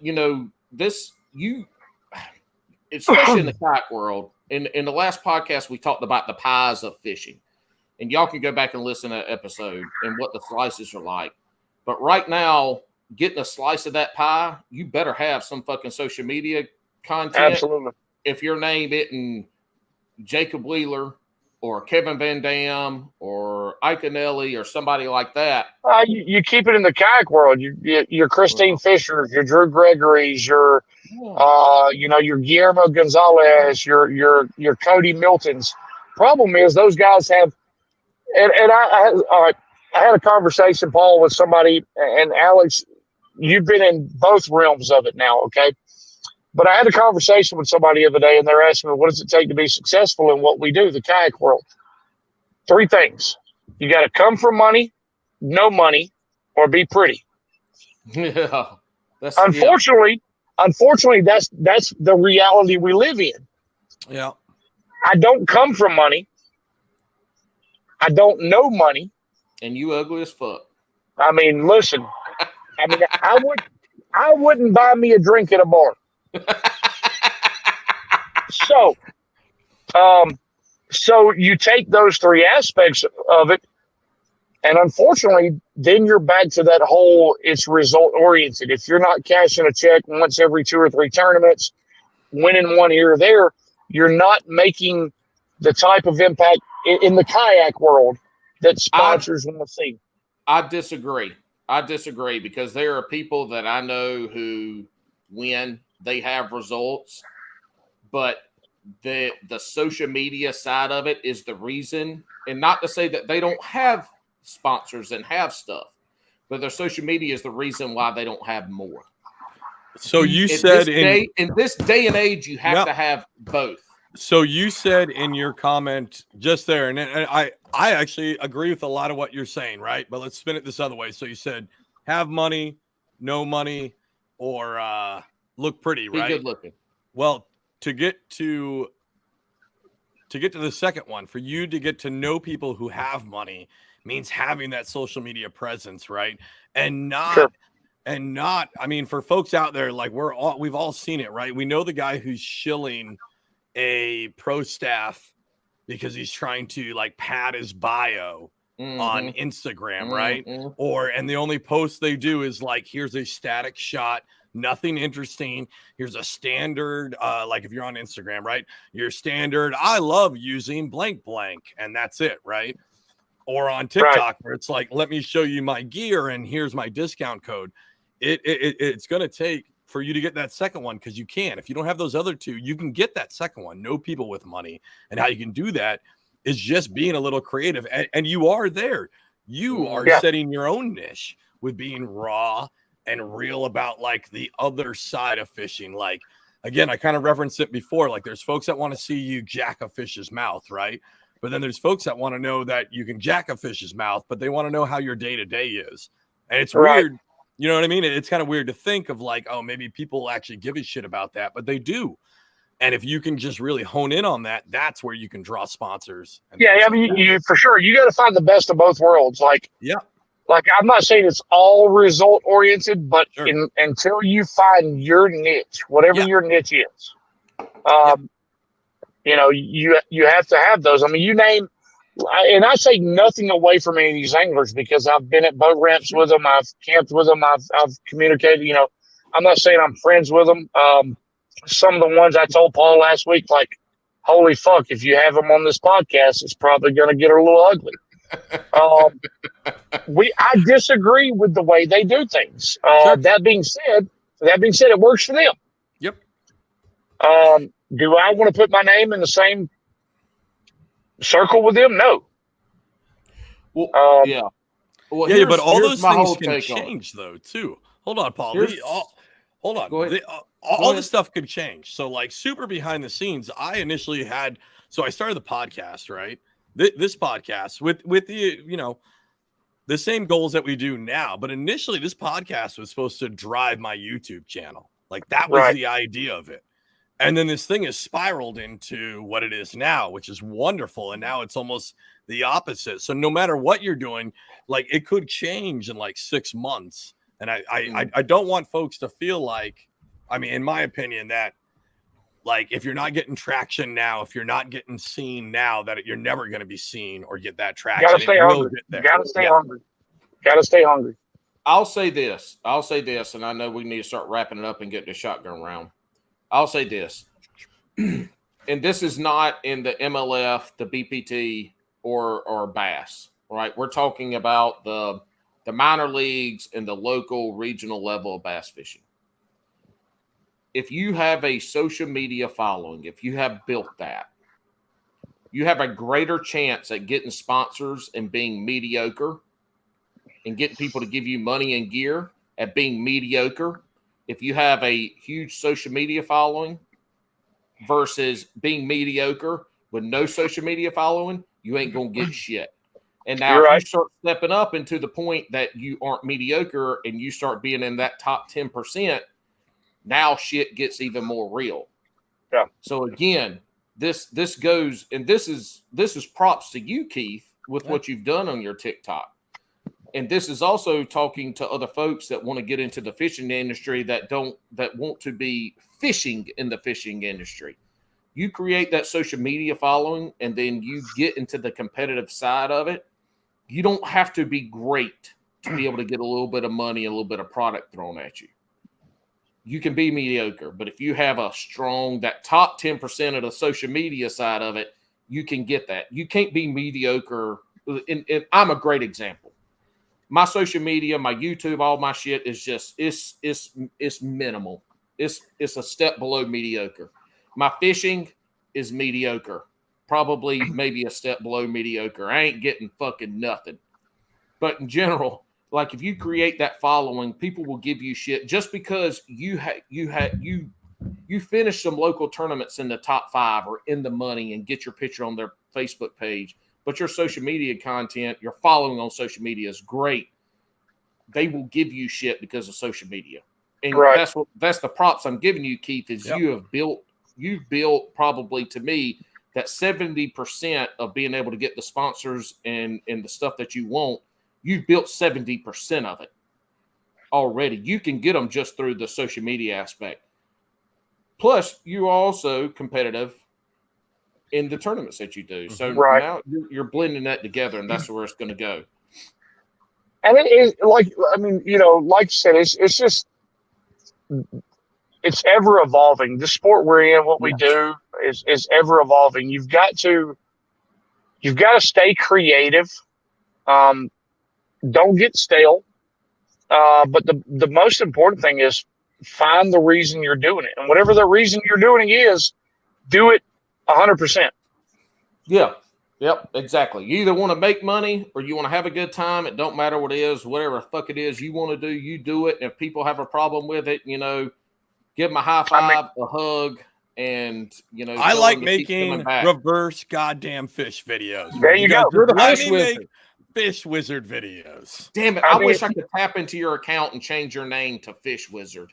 If you want to be a tooth fairy in a meth town, be the best tooth fairy in a meth town you can be. All right. Hey, do you have the list of shotgun questions, or do I need to bring them up? You need to bring them up. I'm going to remember what I want, but I want to give Keith one. Thank you very much. Thank you for being on my return show. Super appreciate it. We are going to get into the shotgun round. As people know, we've sunk a couple other people with your answers on this. So I want you to have this opportunity now. If you'd like to shout anybody out, give any, Yeah, three things real quick, guys. First of all, I appreciate you guys having me on. It's been a pleasure, Paul. It was always a pleasure to have met you, Alex. Finally glad to be able to put a face to the name. You guys, if you don't know, you can't tell too much about this. This is Socks and Cookies. Go look them up on Facebook, Socks and Cookies. They run Kicking Bass for Troops. It is an online tournament organization that sends gift packages to deployed soldiers. So be sure to check them out. Also, be sure to check out Three Bells Outfitters. Lauren Fury with Three Bells Outfitters. They sponsored the KFL this year. Not only is she a tremendous person, but that company out of Connecticut, I understand it may be far away from me, but give them a chance. They provide you everything you might need, kayak world.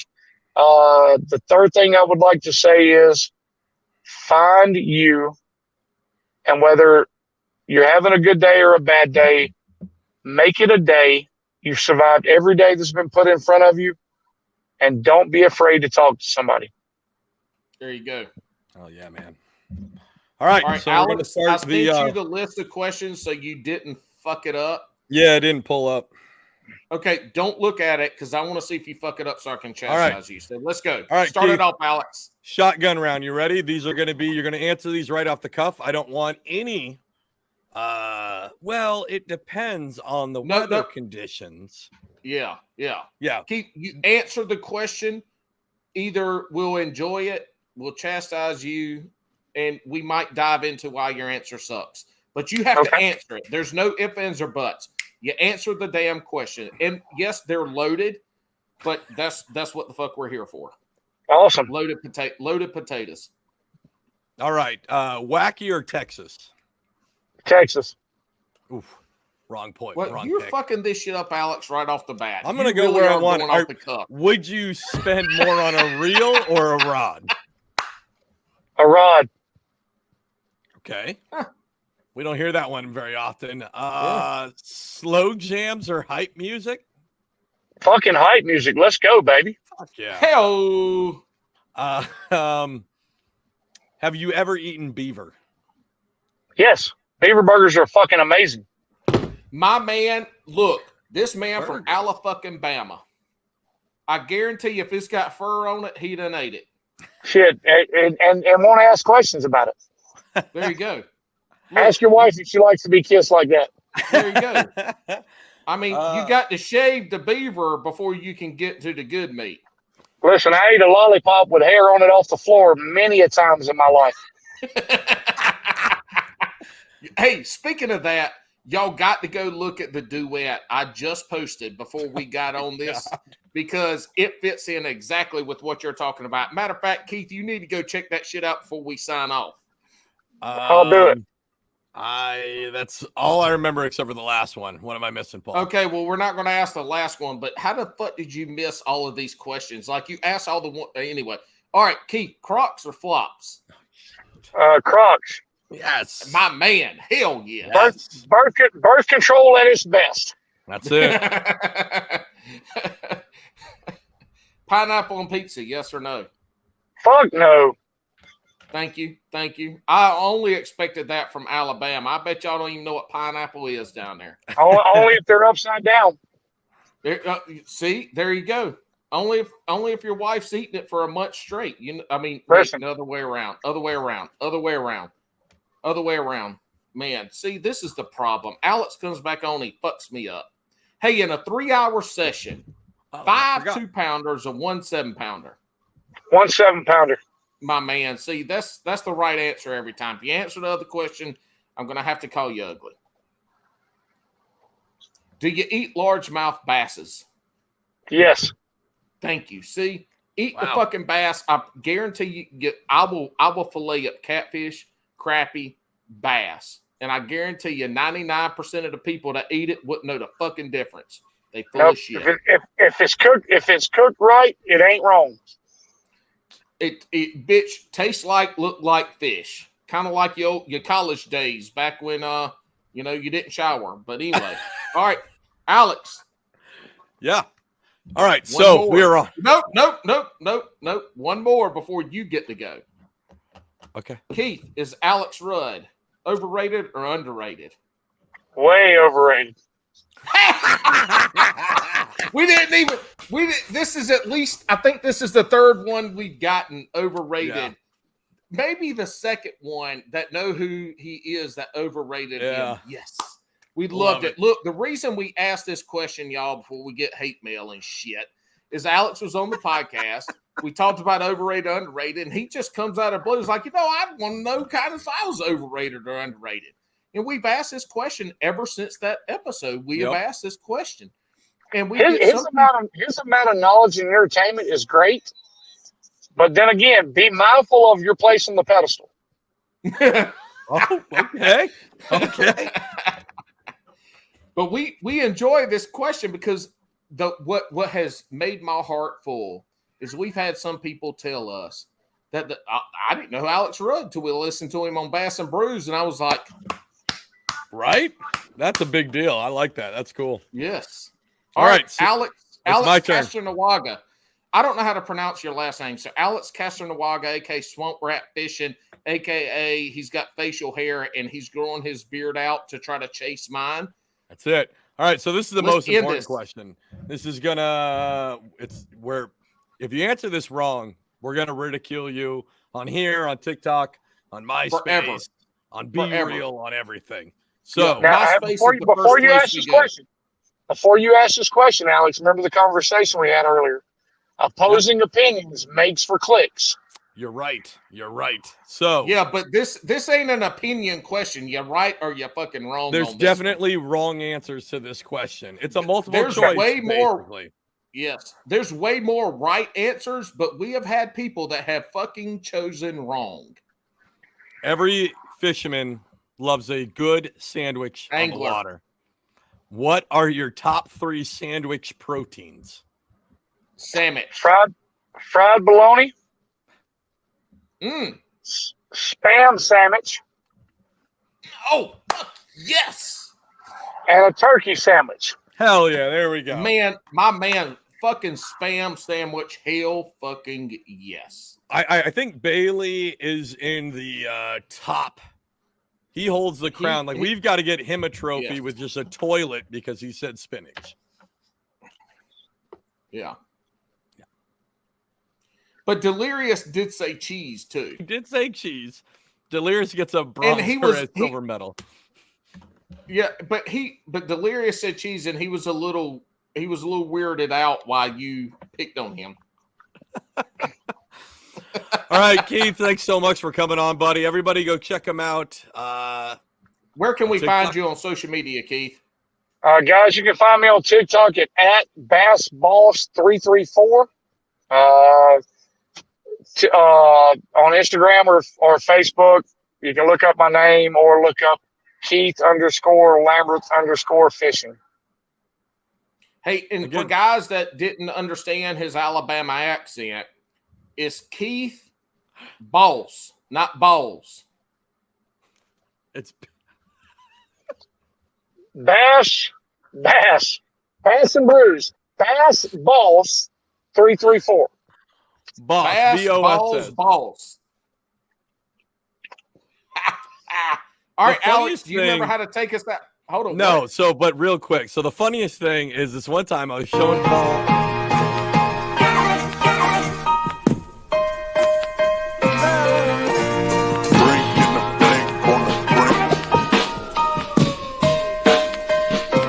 Watch out, 'cause I know the break's coming. I know the break's